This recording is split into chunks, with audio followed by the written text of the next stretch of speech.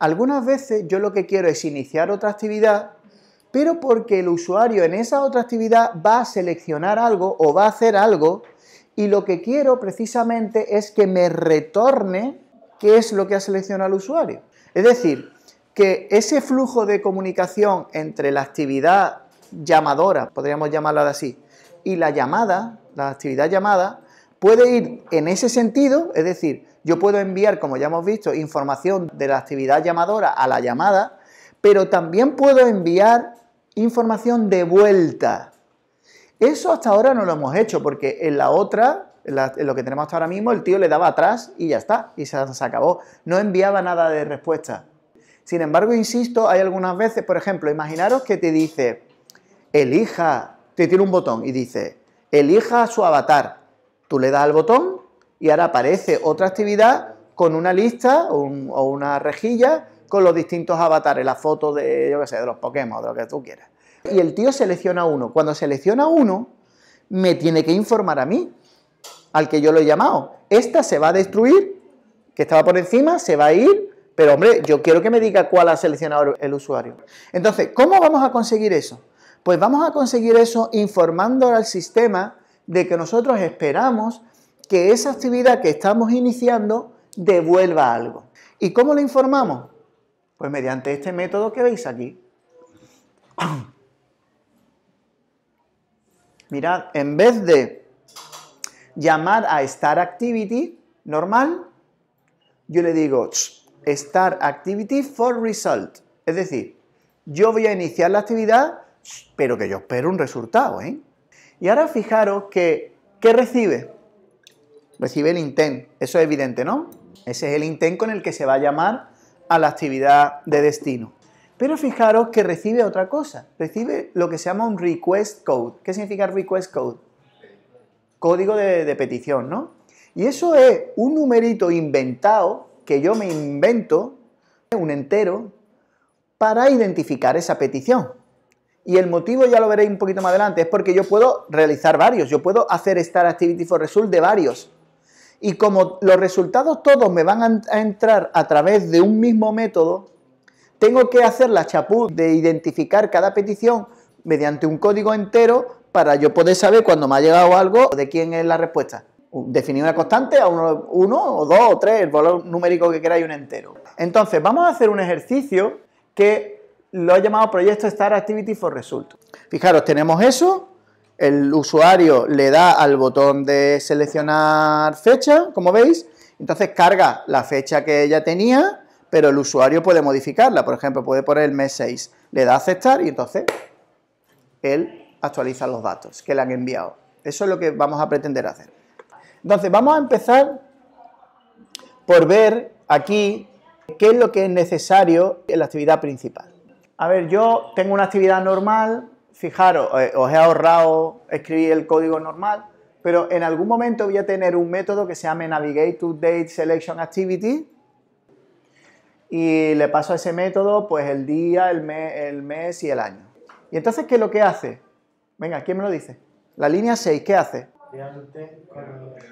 Claro, es decir, que ya estáis viendo que debo de tener un método factoría en la clase Date Selection Activity que se llama NewIntent, que reciba el contexto, ¿lo veis? Y el día, el mes y el año, para construir el intent con el que hay que llamar a esa otra actividad.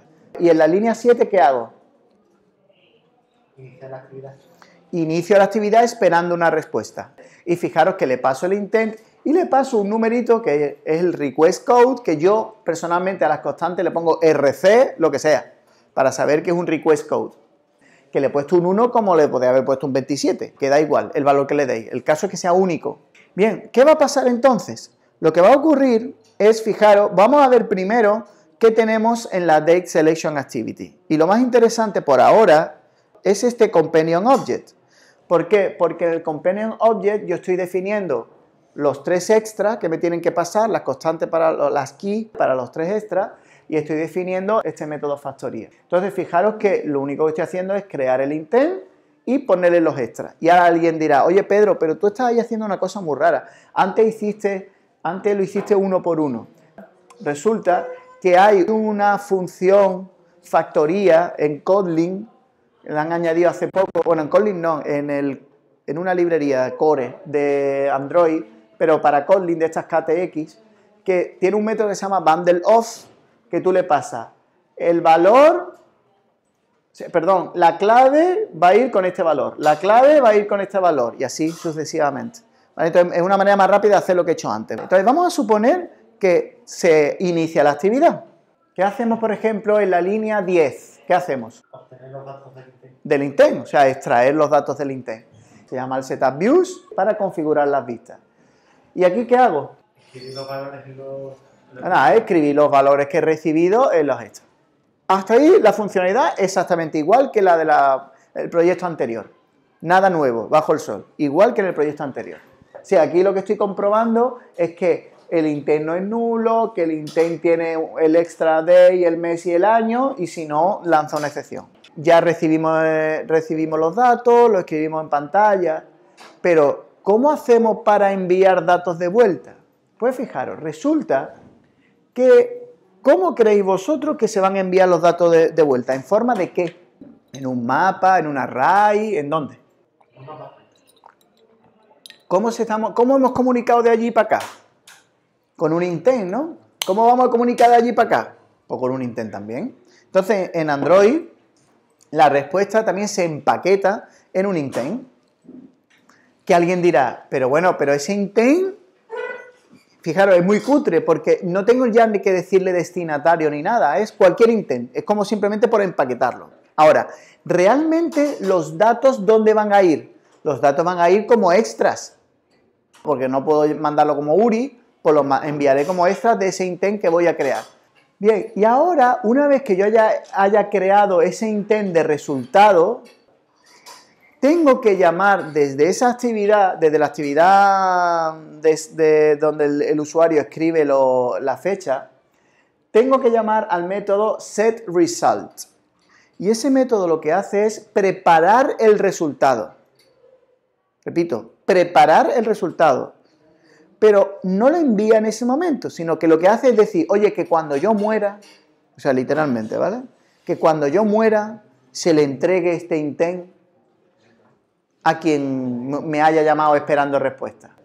Entonces, fijaros que este método setResult recibe el intent, que yo quiero que se envíe de vuelta cuando yo muera, pero ojo, también devuelve un result code. Y ese result code normalmente corresponde a una constante que indica si todo ha ido bien o no he podido entregar bien el resultado. Entonces, hay dos valores, dos constantes que se llaman result OK y otro que es result cancel. Entonces, que yo quiero preparar el resultado diciendo, lo he podido hacer, lo he podido preparar perfectamente el resultado, pues le pone result OK. Que no, pues no le pone result OK. ¿Y ahora qué pasa? Que todo el mundo dirá, bueno, ¿y cuando se envía eso? Pues eso se envía, insisto, cuando la actividad de aquí muere. ¿Y eso cuándo puede ocurrir? Por ejemplo, cuando el usuario le da para atrás. Y también, acordaros, había una manera de forzar la finalización de una actividad. ¿Cómo? Había un método que se llamaba finish, que si tú lo ejecutas sobre ti mismo, tu actividad lo que hace es morir. O sea, finalizar. Dice, oye, quiero finalizar esta actividad. Lo que trato de decir es que no hace falta que el usuario le dé atrás. Imaginaros que vosotros queréis tener un botón en esta actividad de secundaria, digamos, que cuando se le dé el botón se prepare la respuesta y se envíe. ¿Qué es lo que hago? Hago el setResult, preparo la respuesta y hago un finish. Hago el finish y entonces esta actividad se destruye. Y entonces en ese momento es cuando se le envía el resultado a la actividad que lo llamó. ¿Y si la actividad es destruida sin que haya preparado el resultado? Por ejemplo, vamos a suponer que la actividad 1 muestra la actividad 2 y el tío no le da al botón de enviar resultado, sino que del tirón le da atrás. Si yo el setResult lo hago en el onClick del botón y el tío le da al atrás, no se va a ejecutar ese setResult, con lo cual no tiene resultado que enviar. Entonces, en ese caso, el intent está vacío, pero es que además, por defecto, el valor de result code es cancel. O sea que, a no ser que yo expresamente le haya puesto result OK, va a recibir otra cosa. Y ahora ya llega, aquí lo tenemos, el código, fijaros. En este caso concreto, estoy haciéndole un listener al botón. Yo aquí en el onClick lo que hago es llamar a un método que he creado y que lo que hace es coger de los edit text correspondientes, coger los valores. ¿Y ahora qué estoy haciendo? Venga, ¿qué estoy haciendo ahí? En ese set activity result. Estoy preparando el intent de vuelta, el intent de resultado. Ojo que esto es importantísimo. Este es el único caso en el que el intent se construye y no se le indica nada, porque no es necesario que indique quién es el destinatario. ¿Por qué? Porque eso lo hace el sistema, porque el sistema al hacer un start activity for result ya sabe quién es el que le está esperando el resultado. Así que en ese intent no hay que poner el destinatario. ¿Y qué es lo que estoy haciendo? Pues poniendo en los extras, pues el día, el mes y el año, que corresponde a lo que el tío ha modificado en los edit text. Y ahora un detalle muy importante, fijaros, después de hacer ese set activity result, cuando se pulsa el botón, ¿qué más se hace? Se pulsa finish. Entonces se finaliza la actividad y como se finaliza la actividad, ese set result que yo he hecho aquí, en el que he establecido el intent que hay que devolver y con el result OK, es enviado. ¿Cómo recibe la actividad llamadora, es decir, aquella que hizo el start activity for result, cómo recibe el intent de resultado que le ha preparado la otra? Pues mira, la historia está en que lo recibe a través de un método que tienen todas las actividades y que nosotros tendremos que sobreescribir. Y ese método, fijaros que el nombre es bastante descriptivo, se llama onActivityResult, que podríamos traducir como se acaba de recibir el resultado de una actividad. Y fijaros qué es lo que recibe ese método. ¿Qué recibe? Venga, contadme. El request code, el result code y el intent. Vamos por partes. ¿Qué será el request code? El código de petición, es decir, yo cuando yo envío, indico un request code y cuando me envíen la respuesta me mandan ese mismo request code del sistema para que yo sepa que dice, oye, que esta respuesta corresponde a esta petición que tú hiciste. Después recibo el result code. ¿Ese de dónde sale? De lo que la otra actividad ha establecido. Acordaros, en el set result ha establecido el result code como diciendo todo ha ido bien o no ha ido bien, ha habido una cancelación. Acordaros de lo que he dicho antes, si el usuario le da atrás y yo no he preparado resultado, si no he llamado al set result, lo que me va a devolver como result code es result cancel. Y después el intent. Y el intent que es el resultado, que viene empaquetadito en un intent. ¿Por qué creéis vosotros que está esta interrogación ahí? Porque puede ser nulo. ¿Y cuándo va a ser nulo? Pues cuando, por ejemplo, yo haya abierto y le haya dado, el usuario le haya dado a la tecla de atrás porque se ha arrepentido, por ejemplo, y no quiere seleccionar nada. En ese caso, como no se ha llamado a set result, no hay ningún intent que entregar y en ese caso es nulo. Y además, como he dicho ya varias veces, el result code es cancel, result cancel. Bien, entonces fijaros, por ese motivo de que tenemos todas esas casuísticas, normalmente dentro del onActivityResult pues hay que hacer un if para comprobar cómo ha quedado la cosa. Entonces, fijaros, estoy diciendo, si todo ha ido bien y esto es de lo que yo esperaba, ¿qué hago? Extraer el resultado del intent que me han pasado. Además, hago otra comprobación que es que el intent sea distinto de null.